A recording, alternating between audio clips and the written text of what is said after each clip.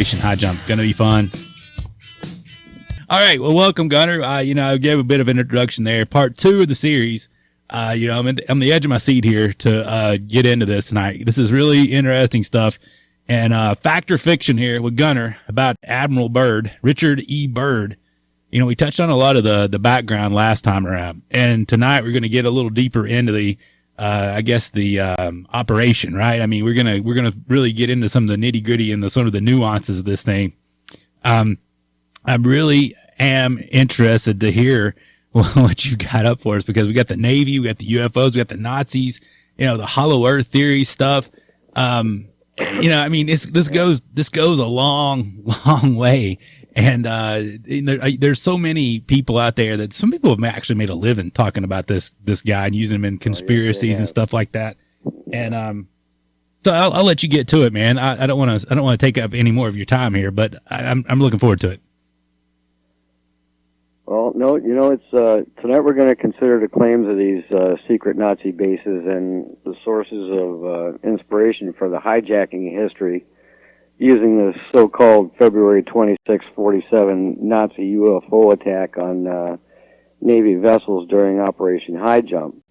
And I'm going to use official documents, ship's logs, histories, and peer-reviewed research study, and I'm going to give this a serious debunking. But before I do, in the last segment, Mac, you mentioned something about Admiral Byrd and a connection with the flat Earth people. Yeah. And I think I found it. It's the 1954 Longines Chronoscope interview, and that's clip 1. To countless Americans. Admiral Byrd, you've been to both the North Pole and the South Pole. Is there any unexplored land left on this Earth that might appeal to adventurous young Americans? Yes, there is. And not up around the North Pole, because it's getting crowded up there now, because they find out it's really usable, not only to live in, but militarily. But strangely enough, there's left in the world today an area as big as the United States that's never been seen by a human being. And that's beyond the pole on the other side of the South Pole from Middle America. And I think it's quite astonishing that there should be an area as big as that unexplored. That's a tremendous So there's a lot of adventure left down at the bottom of the world. Well, Admiral, do you hope to see that? I do. Well, Admiral, would you say that since you've been to the boat... That particular connection between the flat earthers and Byrd, Byrd was going through his spiel there, and what Byrd said was "Little America," and this is a case where people are continuing to misquote Byrd.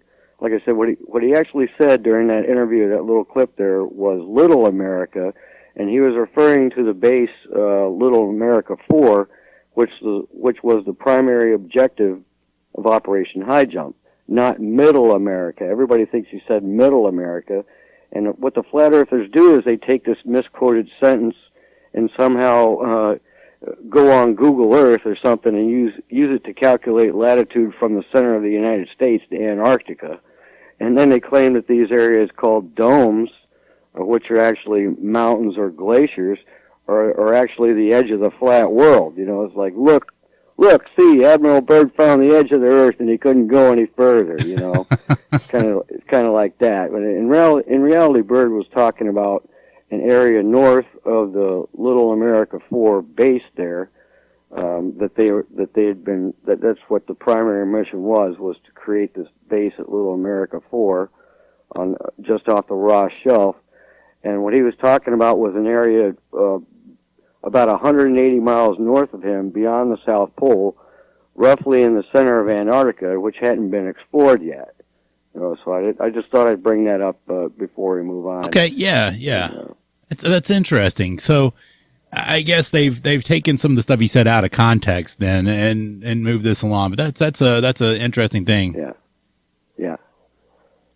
All right. So first thing we're going to do is we're going to discuss these secret Nazi bases, and the story with that begins in 1936 when Hitler created a 4-year plan to boost the German military and his domestic economy so that they could get ready for war by 1940. And he put Hermann Göring in charge, and they developed the German Fat Plan. It's like Hitler puts his fattest Nazi in charge of the German Fat Plan. You can't make this stuff up, you know. And the idea was to find substitutes for all the oil and fat-based products, you know, like cream, lard, cheese, bacon, salad oils, detergents, linoleum, paints, and especially margarine, because the Germans ate a lot of margarine.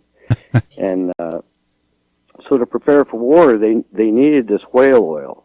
And I mentioned that before in a previous segment, that the whale oil was really important to create synthetic, you know, instead of creating, well, I guess they used it for creating the synthetics of all these oil-based, fat-based products. And they had to get their whale oil from Norway, and they didn't want to spend the currency on Norway. They wanted to produce the whale oil by themselves.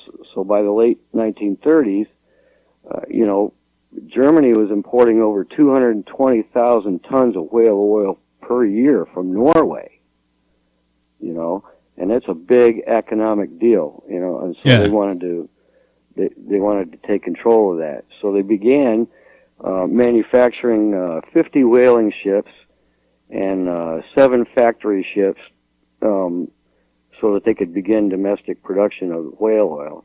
And they figured out that to service that industry there, they'd have to build a whaling station, and it'd have to be constructed along the coast of Antarctica, where most of the more plentiful whales were found.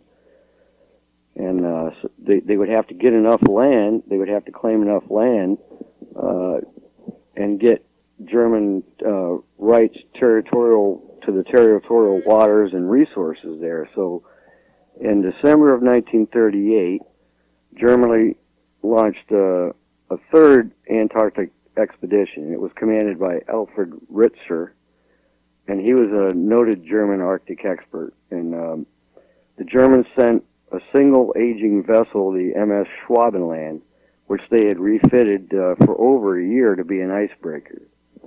And the expedition arrived off the northern coast of Antarctica at Queen Maud Land, this is Norwegian territory, by the way, on January 19th, 1939. And what they intended to do was occupy the territory claimed by Norway, and they needed to conduct aerial mapping surveys of the area for this whaling station. But the station was never built due to the onset of World War II in September of 1939. Huh. Okay. So, yeah, and so you had the Roswell thing in June of '47, and after that, in the early '50s, you had these rumors begin to circulate among German nationalists and other people that post-war flying saucers were actually German superweapons, and that they'd been under development and tested during World War II. And at the time of Germany's surrender in May '45, the technology was supposedly shipped to safety in the Arctic, South America, and Antarctica. And the rumors began circulating once again in the late '70s in a series of fiction books written by Ernst Zundel. And this is quite kind of connected to the abundance of UFO sightings after Roswell in June '47, and this was attributed to the hidden Nazi presence in remote, inaccessible places of the world. Right. You know. So that's interesting, because I'd seen this before, that at one point, at some time toward the end of the war, that Hitler actually did a speech and claimed that they had invisible aircraft, invisible submarines and stuff, and that they were working on all this astonishing technology. Now, that could have been, boistering to try to, scare the enemy or something like that at that point, because they were in pretty dire straits in that part of the war. But, I guess that maybe where some people get some of this leading from one point to another to try to say that this is a potential truth that we're talking about. Right. And, there was a lot of that going around. They attribute quotes to, a lot of this has to do with the Nuremberg trials, and all these quotes pop up. But following a meticulous look through Nazi records, Colin Summerhays of the Scott Polar Research Institute, University of Cambridge, and Peter Beeching published a peer-reviewed study in 2006 that found no mention in any of these German documents of the intention to build a base during the expedition of 38-39, or that any attempt was made to do so at that time or afterward.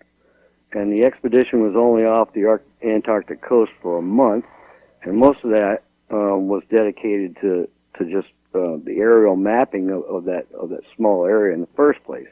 They did a great deal of that. I think it ended up being like 200,000 square miles. So it was an effort by them, but they were only there for a month. And there's no evidence, according to this research study, that the ship carried any motorized equipment or dogs. The building of a base in the mountains would mean that the crew would have had to have done as previous explorers like Scott and Shackleton had did. And, once they knew from the aerial photos where the mountains were, they would have had to to walk towards them across unmapped, dangerous, crevasse-ridden terrain, and dragging everything with them. And from a strictly practical sense, a Nazi base doesn't jive with the supplies that they had from that one ship, that 1 month of aerial photographing exploration, right? Right. And so you're talking about quotes. I mean, there was a quote from the famous German Admiral Karl Dönitz during the Nuremberg trials, and I think this was probably Ernst Zundel created this quote. Supposedly Dönitz bragged about having an invisible fortress, paradise-like oasis in the middle of eternal ice, right? Does that sound familiar? Yeah, right. Yeah. Well, as for Dönitz's claim, there hasn't been a single shred of proof to back it up, and it remains questionable if he even said it. For all we know, he might have been talking about the Arctic ice itself. But the Germans did discover during those flights a warm region, and there are several of them. But this one is now known as the Schirmacher Oasis, and there's 2 research stations down there as of 2018, just 2 years ago.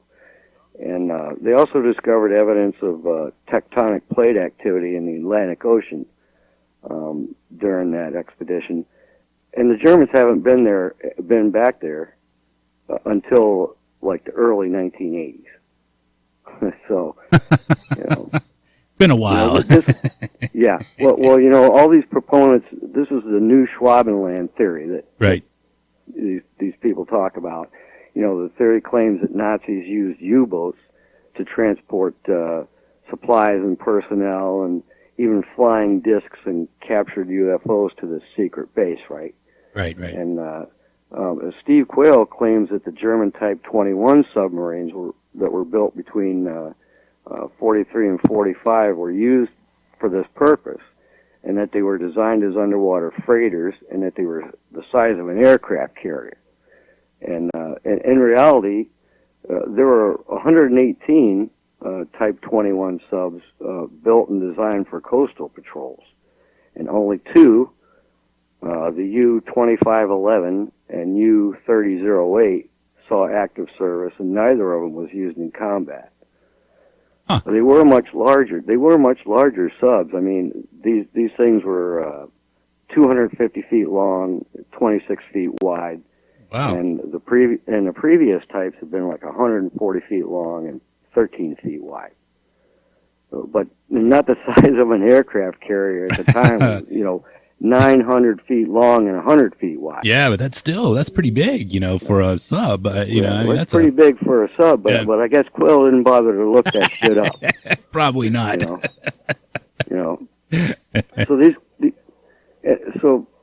just to sum this up, I think the claims of a Nazi secret Antarctic base can be best summed up by military historian Mark Felton in clip number 2. Members were killed, while another sailor was killed in an accident.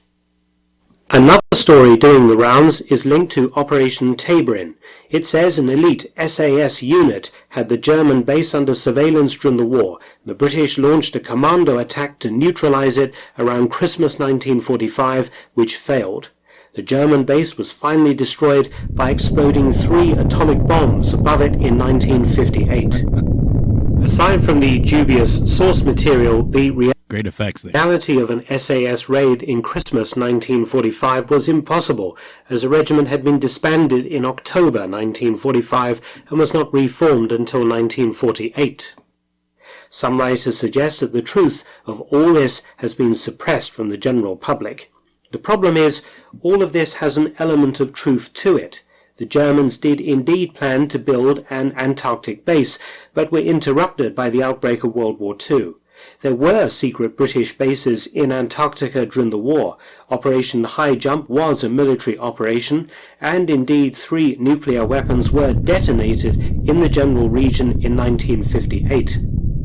The atomic blasts, codenamed Operation Argus, were conducted by the United States 1,760 kilometers southwest of Cape Town, South Africa. They were 3 very high-altitude test shots. The closest detonation to Queen Maud Land in Antarctica and the purported German base was number 2, which exploded 2,280 kilometers north at an altitude of 290 kilometers, which is a bit high if you're trying to knock out the secret Nazi base. Yeah, If a German base exists in the area several writers have alleged it to be in, then why hasn't it been found in nearly 80 years? Queen Maud Land that guy's got as many technical problems as we did. You're the dog barking in the background. has been visited by have a over little 1,000 asshole back there, scientists too. in those decades. There are many modern bases in the region, yet not one piece of corroborated physical evidence has ever emerged. The clip that we showed in the last segment ended just before Felton starts discussing this, and what he does is he goes through all these rumors about these secret Nazi bases. He discusses the falsehood that the British SAS had tried to attack this base in Christmas of 1945. He proves that the SAS had been disbanded in October 1945 and wasn't reformed until 1948. And he describes, as I will, that a lot of this is just a bunch of crap, and people have taken all this stuff and ran with it. Huh. And there's absolutely no evidence to substantiate that there were any Nazi bases there. And he mentions later the theory that this Nazi base was destroyed by a nuclear attack in the 50s called Operation Argus. And he explains that there were 2 or 3 detonations, and the one that he was focusing on was number 2 because it was the closest, but it was over 2,000 kilometers away, and at an altitude of something like 250 miles. I mean, it was just the altitude was just up there, right? Yeah. And so, I mean, it seems kind of, I mean, if you're going to blow something up with a nuclear bomb, I mean, why do it at that altitude, and that far away? Yeah. If you're trying to blow up a Nazi base, right? Right. A hardened base. Right. So that's what. So he ends that by just saying that this has just been perpetuated by people, and it's a bunch of fiction, and it can be proven to be false. So then we get. Before we go any further, I want to point out that the official designation for this Antarctic expedition was with Byrd was Task Force 68, and he was actually commanded by Rear Admiral Richard H. Cruzen. And because Byrd had retired shortly before the operation in '47, but the Navy because he was so, he was the guy. You want an Arctic explorer, Byrd was the man. Right. And he was so well known and well liked and admired, so they made him officer in charge. It was like a co-command type of deal. They made him in charge of the carrier group, which was Task Force or Task Group 68.4 with the USS Philippine Sea. And Operation Highjump was officially titled the United States Navy Antarctic Developments Program, 4647. And its security classification was confidential, which is the lowest level, simply because, it contains sensitive details related to operational methods and procedures. And we know this, I know this, because I have a PDF copy of the official report, all 550 pages of it, and it was unclassified on 13 January 1955. And on my website, I've provided the link to the actual copy of the unclassified report of that expedition. So a question for you here, Gunner, at this point. How was this? I've heard before that this was a privately funded expedition. And there was many of these, like the original. I'm just really kind of talking about that Rockefeller, and I think one of the Fords had funded this thing, and that really wasn't connected to the government. Only Navy volunteers were involved. So that's interesting that you have this document here. I just wonder how that all fits together. That's kind of strange. Well, no, that's incorrect. Okay. This was an official U.S. naval operation. There's an official U.S. Navy expedition. Okay. And the Navy was in charge. That this was. I'll go into more detail about that, but I'll just say that it was essentially a U.S. Navy or military Antarctic expedition. It was planned by Admiral Byrd, and it was approved by the Chief of Naval Operations, Admiral Chester Nimitz. Okay. Okay. This was not privately funded, and I haven't been able to verify this. Okay. What I heard was somewhere that the funding for this operation was not private, and it was something like $350,000. Okay. In 1946. I don't know, but I can't verify that, so don't quote me on it. Yeah, right. Okay. But I did see that figure in my research was that the U.S. government paid $350,000 for all this, which seems like ridiculous. Yeah, right. But so anyway, it was kind of hastily planned, but they had 13 ships. Including the carrier. They divided these up into 4 groups. You had the East group, the West group, the Central group, which was responsible for building the air base, right, at what they would call Little America 4, and then you had the carrier element that Byrd was in charge of, and this was comprised of 6 Douglas R-4D5 Skytrain transports. And if you know anything about the Doolittle raid in World War II, when they flew B-25s off the USS Hornet. Yeah. Okay, well, this was a little bit different. These things were bigger. These R-4Ds were basically military versions of the DC-3. Still twin engine, right? But bigger, heavier. And what they did was they mounted what they called, they had tanks on the sides of the fuselage with jet-assisted takeoff. So, oh, wow. and they flew these things off of the carrier USS Philippine Sea. Well, wouldn't you like to have been the first guy to try that? Well, I'm telling you, and you know what? I can't find any evidence that they tried to practice this shit. I know that when these aircraft these had to be loaded on the USS Philippine Sea by crane, right?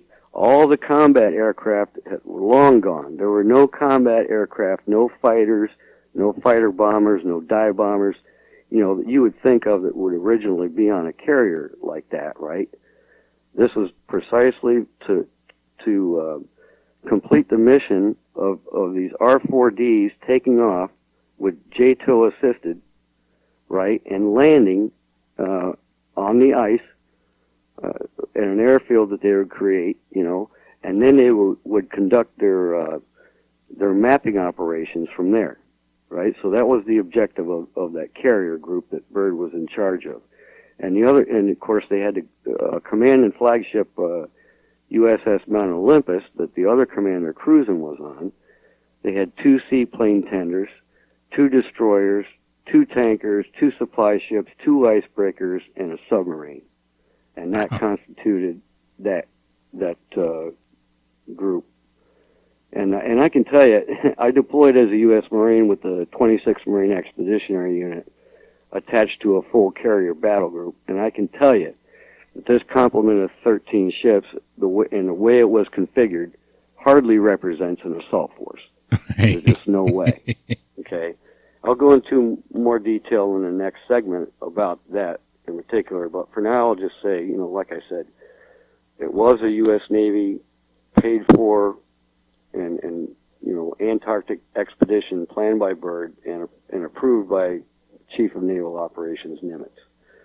Okay. And the first mention of an invasion by U.S. forces after World War II to destroy these Nazi bases, right, using Highjump as a cover, was Ernst Zundel, also known as Christoph Friedrich and Mattern Friedrich. Those were his pseudonyms, his pen names. And in his 1974 book, UFOs, Nazi Secret Weapon, that's the first time that this was ever mentioned. And the book was republished in 1978 in Canada.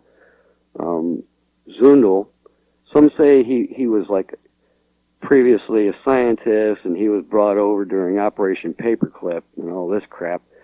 But Zundel didn't go from Germany to Canada until like the mid to late 50s. 1958, I think it was.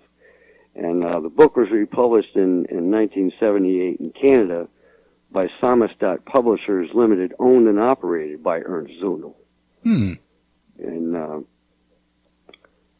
April 11th, 1982, popular American radio host Mae Brussel, who hosted the show Dialogue Conspiracy, read a portion of Zundel's book starting on page 92 about Highjump during part 1 of a series that she broadcasted titled Nazi UFO Bases in Antarctica and the Falklands War Connection. And the Falklands War had begun just a week earlier on April 2nd of 1982. Right, yep. And Brussel, although she recognized the book as being connected to pro-Nazi publications, she didn't disclose that Zundel was the actual author or publisher. And I believe that, I got to tell you that Brussel was also the daughter of a prominent rabbi, Edgar Magnin, and he was considered one of the most prominent Jewish leaders in the United States at the time. Huh. And, Brussel was a very talented researcher, and she may have actually been reading from that 1978 copy, and she would have known that Zundel was the author. But she didn't name him because of his reputation as a German nationalist and neo-Nazi known for promoting Holocaust denial. Ah. And I'll prove this later in the segment that other conspiracy theorists don't mention Zundel either, because if they did, they would reveal that the source of their claims was a neo-Nazi fiction writer and Holocaust denier. Okay, and, yeah. A little bit more recently, you had a guy named Eric J. Sharon, Charon, in 2003, published an article titled, How High Can You Jump? Operation Highjump and the UFO Connection. He claimed that 40 ships were involved, and including 1,400 armed sailors, And Sharon was the first to claim that high jump.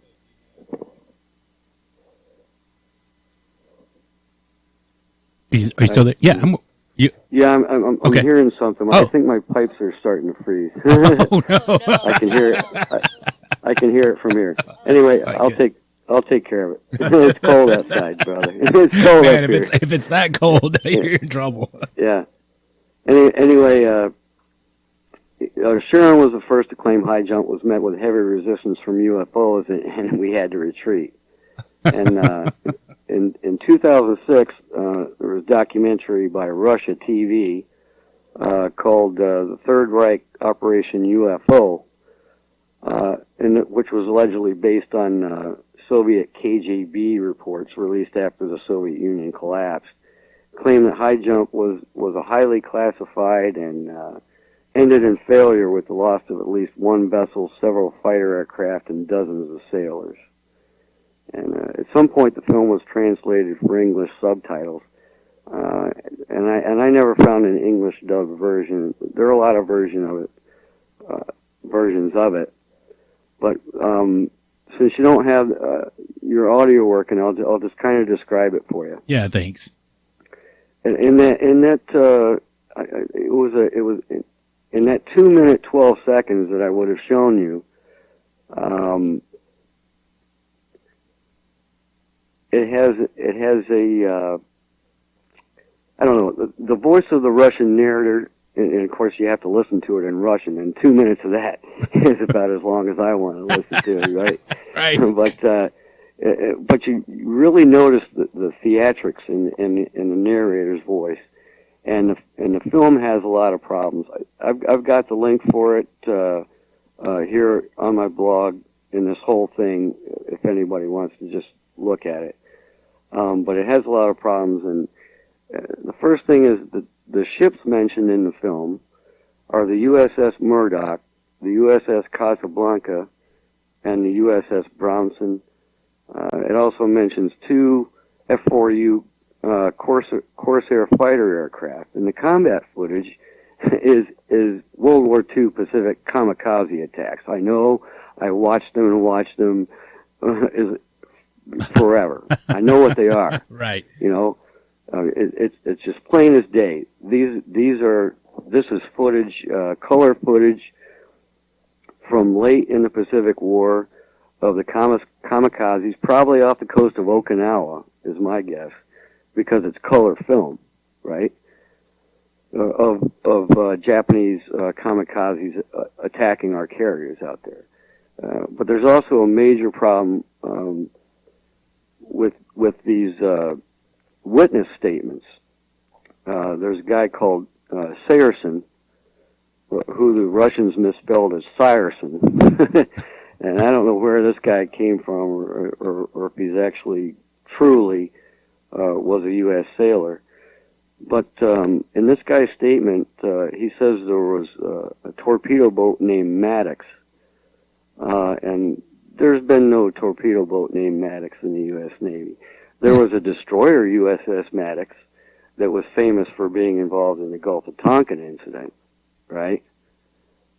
And oh yeah, you remember? And yep. You know, and of course this Sayerson, he claims to have been aboard the Casablanca, and he refers to a destroyer Murdoch as being sunk. And there's no destroyer named Murdoch that was active in the U.S. fleet in 1947. And the aircraft carrier USS Casablanca that this Sayerson claims he was on in 47 was decommissioned on 10 June 1946 and sold for scrap on the 23rd of April 1947. There's no way it could have been anywhere near Antarctica in February of 1947. These guys really don't do much research, do they? I mean, they're just like... Well, I don't know. I mean, well, you know, I mean, I guess they just figure Americans will believe it, you know? Yeah. Thinking that we had a KGB spy or something like that, and this stuff came out. I mean, it's ridiculous. Yeah. You know? And they also named the destroyer USS Brownson. Now, the Brownson did participate in high jump, but it wasn't any near any other ships besides the Pine Island, which was a seaplane tender, the Canisteo, which was a tanker, and the Philippine Sea, which was a carrier. And according to the ship's history on the Brownson, on 14 February 47, it left the southwest coast of Adelaide Island with the USS Pine Island, USS Canisteo, and it was en route to the Weddell Sea.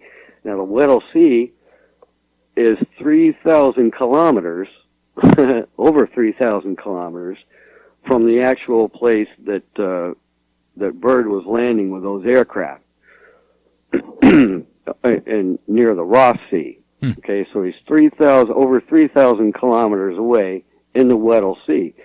So the Brownson would have been well clear of southern Antarctica on February 14th, and almost into the South Atlantic by February 26th. And keep in mind, that's the date. The dates are important here. Most people don't pay attention to it, but I do. And especially when they're dealing with logs and trying to cross-reference ship to ship and who said what. Yeah. I mean, it's really important, And another thing is that the flagship command vessel USS Mount Olympus log reports that it was underway toward Australia and New Zealand with the icebreaker USS Burton Island, as of February 11th, And according to the ship's log, the carrier Philippine Sea, which would have been the first to complete its mission. Once those aircraft left that carrier with JTOW assist and then landed on this makeshift ice snow runway there at Little America, right? That carrier had completed its mission, and so after it delivered the 6 R-4D aircraft, it was out of there, and it was transiting the Panama Canal Zone on 14 February 47, on the same day, right, that these other guys were saying that they're in the Weddell Sea, 3,000 kilometers away. It's already in the Panama Canal Zone. And it arrived back at port in Quonset, Rhode Island on 27 February 1947, one day after they claim it was attacked by UFOs off Antarctica. Okay, well, you shot that one out. You took all the fun out of it. I got a lot. I'm not done, And so you got this never-before-known testimony by these two U.S. Navy sailors with Operation Highjump, and it gets featured again in an October 2012 article in New Dawn magazine by Frank Joseph, and it was entitled "Our Real War of the Worlds." I mean, come on. And Joseph begins by literally describing the armament of each of these ships, right? Outfitted for combat, right? If they were, and claiming that the USS Philippine Sea was carrying 100 fighter aircraft, and that the 6 Martin PBM flying boats that they had with them were all capable of carrying 4,000 pounds of bombs, and he also stated that the seaplane tenders Currituck and Pine Island were Barnegat class when they were the newer Currituck class. So I guess he didn't bother to look that shit up. What is a flying boat, Gunner? I don't even know what that is. Flying boat?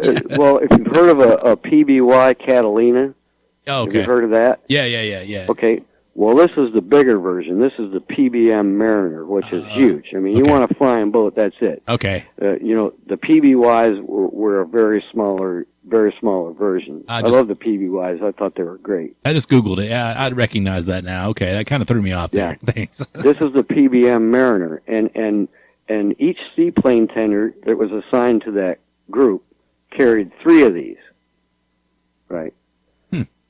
And but he mocks the expedition. He said that in any case, its official, modest, entirely peaceful agenda was overwhelmingly dwarfed and contradicted by the prodigious firepower and armed might assembled by Task Force 68. And he says, in fact, few research scientists and very little investigative equipment were included. He said, moreover, Most of its stated objectives were never attempted, much less achieved. And I'm going to prove that statement to be totally false here in a second. And, he gives detailed analysis of these two eyewitness accounts that we saw in this Russian documentary. And he adds another one called John P. Swartz, Svehwach. Don't know how to pronounce it, but this guy claims to have been a radioman stationed on the USS Bronson, the destroyer. And he recounts how these UFOs suddenly appeared out of the ocean on January 17th, 1947. He said that he and his shipmates were in the pilot house, port side, and observed for several minutes the bright lights that ascended about 45 degrees into the sky very quickly. We couldn't ID the lights because our radar was limited to 250 miles in a straight line. I got a couple problems with that, first of all. And the way it's written, just the way it's written. It's very strange that he would use the older 19th century term pilot house instead of bridge, right? More commonly used during and after World War II, right? Yeah. That's kind of squirrely, don't you think? Yeah, no, that is kind of, I wouldn't have thought of that, but that's an interesting term, yeah. Yeah, so, something squirrely with that. But over the next several weeks, according to this Soviet KGB report, these UFOs flew over the U.S. naval flotilla. They call it a flotilla, and they say that our guys fired on the UFOs, and the UFOs retaliated, and with deadly effects. It says. Oh wow. So this was the Battle of Antarctica that they're trying to convince everyone that happened. And my research shows that as of December 24th, 1947, that destroyer Bronson was serving as a weather station 200 miles from the seaplane tender Pine Island when 5 survivors of a PBM Mariner, the plane we just discussed, crashed on Thurston Island on December 30th. And they were transferred from the Bronson to the USS Philippine Sea along with mail. And this is directly from the ship's log. It says, on January 18th, the USS Pine Island rendezvoused with the USS Bronson and transferred the crash survivors, who were then taken to the USS Philippine Sea for transfer back to the United States. And this means that the Bronson was likely underway heading to meet the Pine Island on January 17th when they, during this rescue operation. And neither ship reported any unusual activity or having been fired upon or attacked by UFOs while supporting this rescue operation. and buried in the footnotes, this guy lists one attribution to author and conspiracy theorist Joseph P. Farrell, who's known for writing a number of books about Nazis and UFOs. And near the end of the article, Frank Joseph mentions a similar story by the EU Times. And EU Times is a known source of disinformation produced by David Booth, also known as Sorshafal. Oh, I've heard of that name. Yeah. Oh, yeah. I've not heard of David Booth, though, but I've heard that. Sorshafal. Well, David Booth is Sorshafal. Oh, okay. David, yeah. And that's been going on with that guy for years. It's common knowledge that that the EU Times is produced by David Booth with the nickname Sorshafal. Huh. And this is what the article in the EU Times said. It says, in a 12 January 2011 update of a previous 13 December article entitled WikiLeaks Set to Reveal U.S. UFO War in Southern Ocean, the EU Times stated, a new report circulating in the Kremlin today, and there's your kicker right there, because they always start with that, right? Prepared by Russian Space Force's 45th Division of Space Control, says that an upcoming WikiLeaks release of secret U.S. cables details that the Americans have been engaged since 2004 in a war against UFOs based on or near the continent of Antarctica. according to the Russian report, it says the United States went to its highest alert level on June 10, 2004, after a massive fleet of UFOs suddenly emerged from the Southern Ocean and approached Guadalajara, Mexico, barely 1,000 miles from the American border. So prior to reaching the U.S. border, however, this massive UFO fleet is said to have dimensionally returned to their Southern Ocean home base. Dimensionally returned. You know. Okay. He says, Joseph says, interestingly, the EU Times quoted report describing UFOs that suddenly emerged from the Southern Ocean is identical to the Operation Highjump accounts, he says. How convenient is that? Right? That's interesting. Yeah. And it's interesting how the Russians are involved in this. The thread here is the Russian propaganda that's involved here. Yeah. Well, I think it's all bunk. You know, it really is. There's no evidence to substantiate any of this, and we already know that if it's coming from the EU Times, it's disinformation. And you know, other conspiracy theorists have claimed that Task Force 68 comprised a force of totaling nearly 50 ships with thousands of troops from the United States, UK, Australia, and New Zealand, and that the Soviet Union participated in the invasion.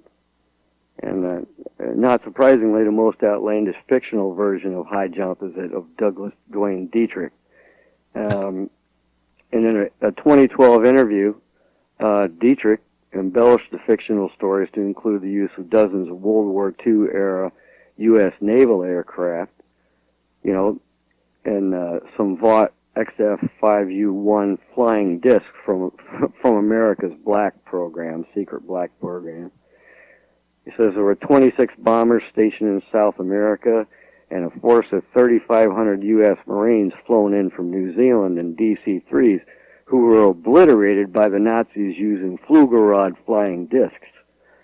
And Dietrich also described the seaplane tender USS Pine Island as being a catapult ship.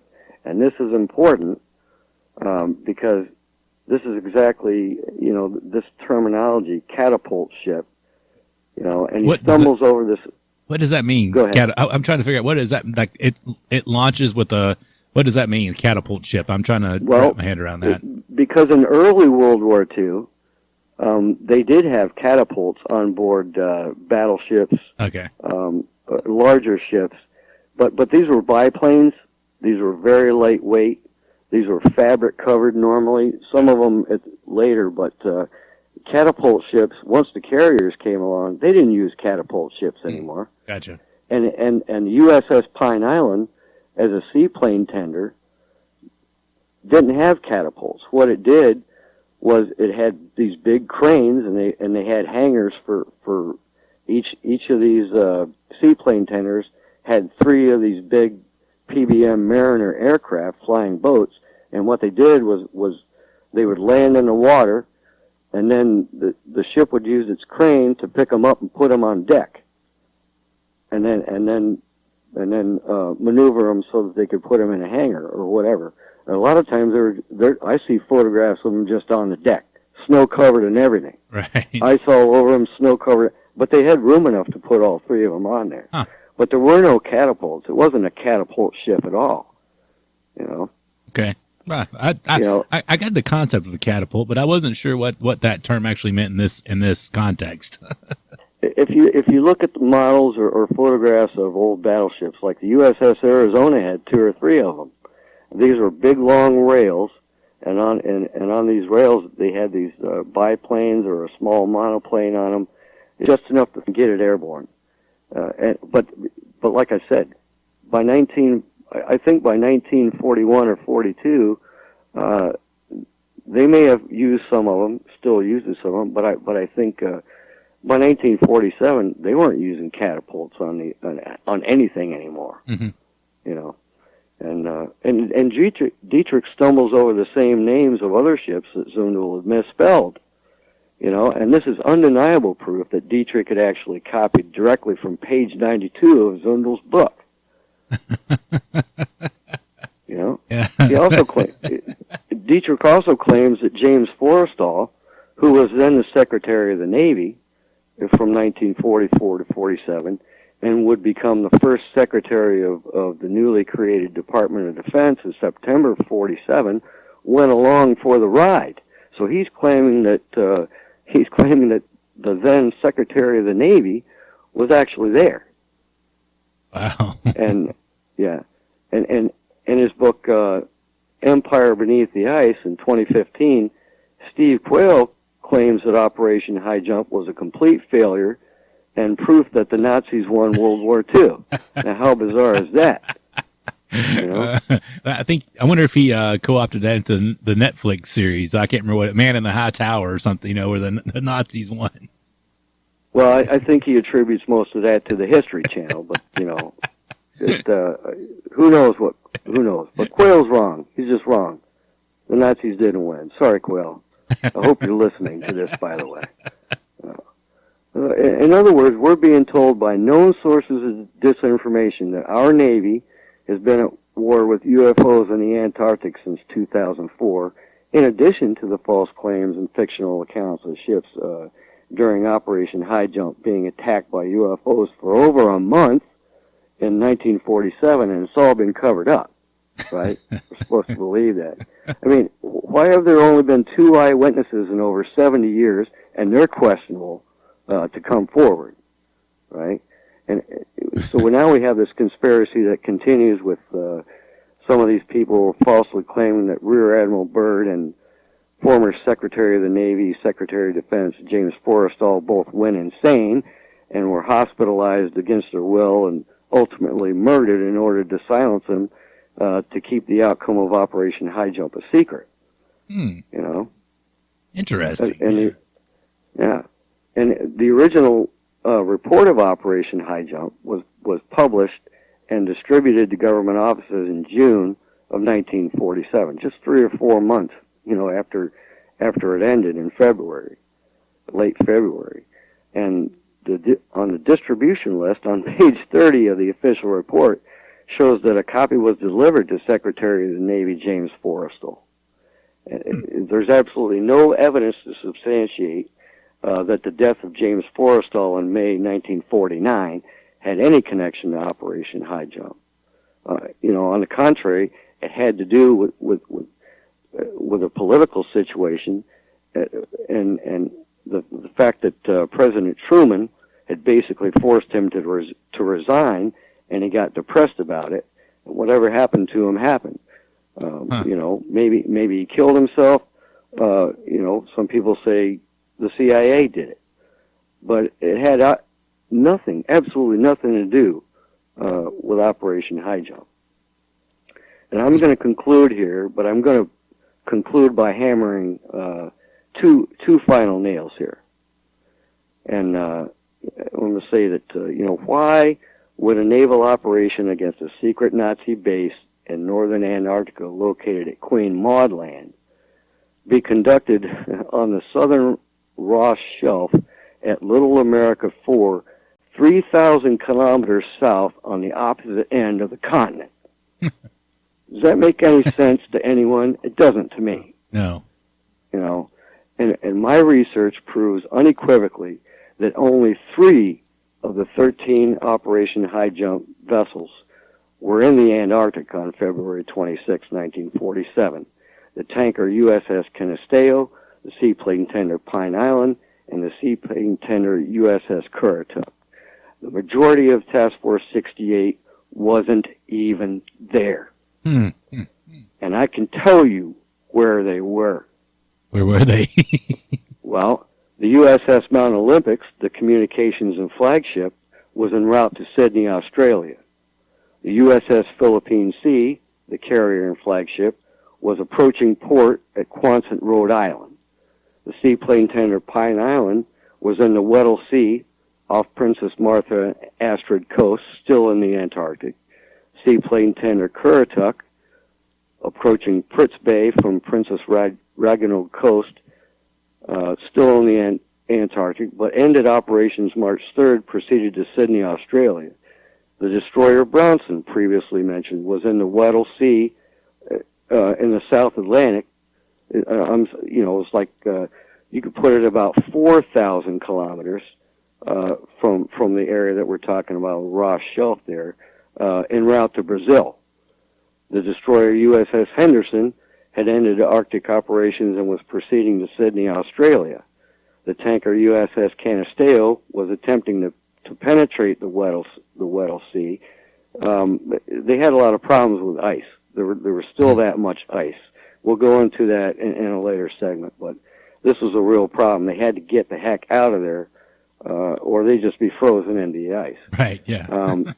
The tanker USS Cacapon ended Arctic operations, proceeding to Sydney, Australia.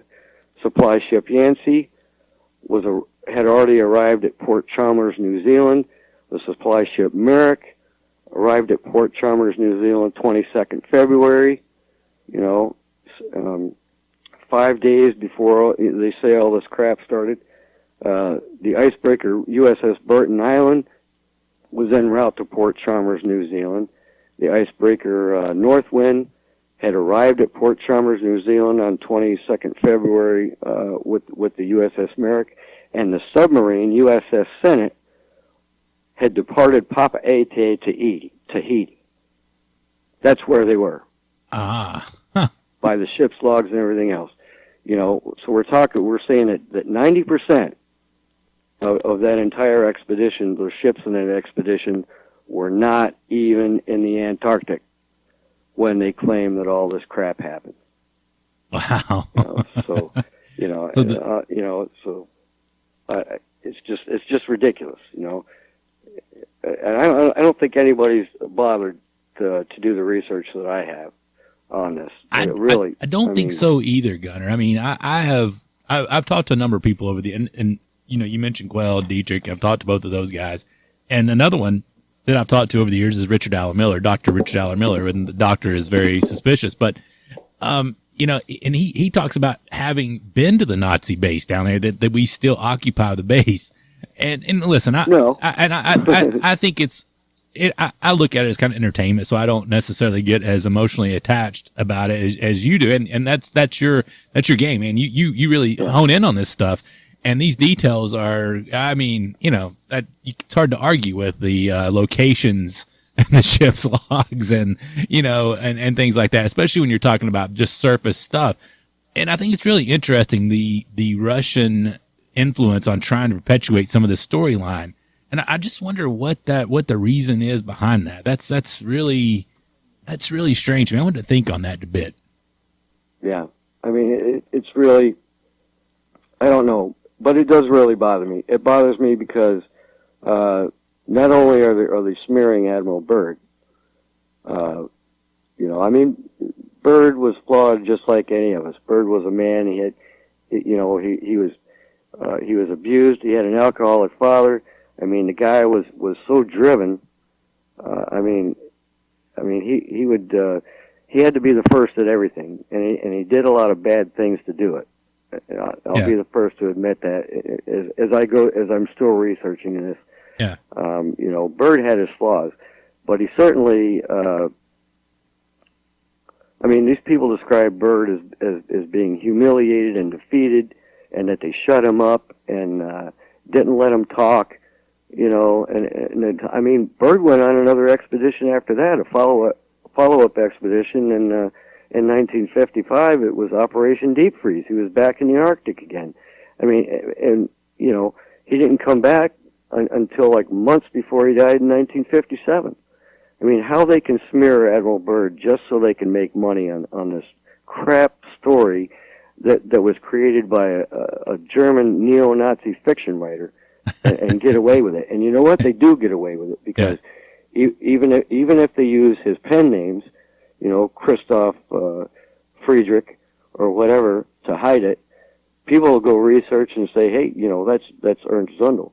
And they won't admit it, because if they did, everybody would know they're full of shit. And it just really bothers me that they continue to do this and hijack history the way they have. And I think it's about time that people start holding them to account for it. Well, you certainly have done that, my friend, with this in-depth research, and I'm apologize to you for the technical difficulties. We've had some issues here tonight with the. I think one of our sound cards have went out, but I'll try to fix that up in the post edit for all those listening live, and we'll get it straightened out. And great stuff, Gunner. I really appreciate your hard work. Thanks. And next week I'm going to present what Operation Highjump really was and what actually happened. I'm looking forward to that. I really am, because I'm on the edge of my seat. Right. Thanks, Gunner. Have a good night, man. God bless you, sir. Good night. Man, that was good stuff, man. Back with us there, Beast. Yes. We've had some weird... Yeah, well, we think it was, it's that old hag. Oh, mate. You conjured her up. Here's the funny thing. I've mentioned this on the show. Little pig. So the sound, there was something weird happened. We were on break and the sound stopped and it just, everything crashed over here. So I restarted the computer while Gunner was talking, and I was working frantically to get his, and I didn't want to try to play these over top of him, but I can't. Look, that SOB fucking played now. That is crazy. God, I swear to God. Could it be that? No, man. I played that like 16 times while Gunner was on the air. But could it have something to do with the phone? You gotta be kidding me. No, because it goes into no. It's all separated out. I mean, you've got to be kidding me. That really fucking pisses me off. And possibly to secure some of these resources. Wow. All right, let's play. I'm going to play these sound clips right here real fast, and where we. Well, I would just want to say I think it's cool because this is stuff I've never heard of before. I may have heard mention of Admiral Byrd, but I didn't know. Well, I haven't never been this deep down the rabbit hole with Admiral Byrd. Yeah. I've always kind of enjoyed. I don't want to say this bad on what we're doing here with Gunner, but I've always kind of enjoyed the thought that there was a battle of Antarctica. I think it's entertaining, and I've always enjoyed mentioning to Gunner, about the Rockefeller influence with Byrd, and I need to look that up. And there was another one I heard years ago that Byrd was a big Mason, and he went down there, and this was a Masonic thing, and there he created a lodge down there, and there's a Masonic flag or something, and he was a member of the Washington D.C. Masonic Lodge, whatever that was called, Lodge 1. I don't know, but that kind of stuff. I'm always into that. I've talked to not millions, but I've talked to a lot of people who are into that kind of thing, and I enjoy getting into that kind of stuff. To talk about that, don't you think that if that were true, then why would they try to smear his name? Well, maybe here's the thing, man. Okay. Maybe this whole thing, see the Russian influence and the communism thing with the secret societies. That's why I would think that he would have went along with it, to have that happen. And Gunner's going to straighten us out on this, I'm certain. So I don't want to piss Gunner off by going, the other direction, because I certainly don't know what the hell happened. Everything I see has just been, on the surface. I am no expert in any of this stuff, but Gunner is dug deep into this. I mean, when you start talking about the ship's logs, now, that gets how can you argue with that? If the ship said, unless they were forged, of course, there's always that argument. They could write whatever they want to. Well, so what? Of course they could. But I did want to, let me try to regather myself here and get this. I was fighting this sound system, and I really wanted to play these links when Gunner and get this thing, really smoothed out. And I have no fucking idea what happened. That was weird, because I tried to play them a couple of times, and maybe it was, I don't know, maybe it was because Gunner was on, but I restarted this computer twice, and there was updates pending, and that was weird. So, we had this one at 10. Let's see. Let me get the right, well, I guess we won't play the one that was Russian, because that won't really do us any good. But I do want to play that first one and the last one. Just bear with me one moment, folks. Let's see. Clip. This is what you call broadcasting live on the air. Like Gunner was saying that Byrd was a Freemason, and that's Antarctica. Okay, 125. Oh, sorry. Go ahead. What was Gunner saying? Gunner responded that he was a Freemason. That Byrd was, but that was pretty typical. Yeah. No, I think so too. I think that's what you start skewing things in. and you throw to the conspiracy crowd. And listen, I love good conspiracy stuff. I love talking about it. It's fun. I enjoy it. And you throw the Freemason, you throw the Rockefeller, and then there you go, man. What? That's what most people think. What more do you need? You don't need, damn it, Gunner, you need no more evidence than that. In jest, of course, but let's play. This is the first one. This is the first clip that we should have played earlier, and we'll try to fix this up. My apologies to Gunner. We got thrown off in the beginning. We had a connection problem. You weren't in here. You were chasing your dog out there. God, son of a bitch. Anybody want a free dog? I'm willing to ship him anywhere. Chase his ass through the woods because he was chasing deer. Anywhere in the world you can have him. All right, let's get this as clip number 1.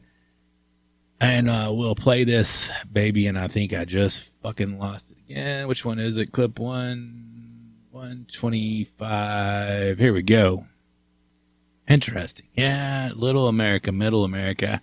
Huh, I don't know. That's interesting. I kind of heard both of them now, and I don't know which one I heard. Let's do that again. Let's see if I can hear that one more time. The first time I heard it, I thought I heard middle, but we'll see. Let's test it. Early. But strangely enough, there's left in the world today an area as big as the United States that's never been seen by a human being. And that's beyond the pole on the other side of the South Pole from Middle America. It's hard to say. He kind of know. Yeah, I don't know. I can't read his lips. It's interesting because we're talking about why won't they let us visit there? And he says it's never been seen by another human being. Well, that's one of the things that I'm curious to see how we get, because this is segment 2 part. We're halfway through the Gunner's presentations, and that is that conspiracy theory or not, you can't fly there. There's a whole treaty, a law, you can't. You're not even supposed to approach the place. So.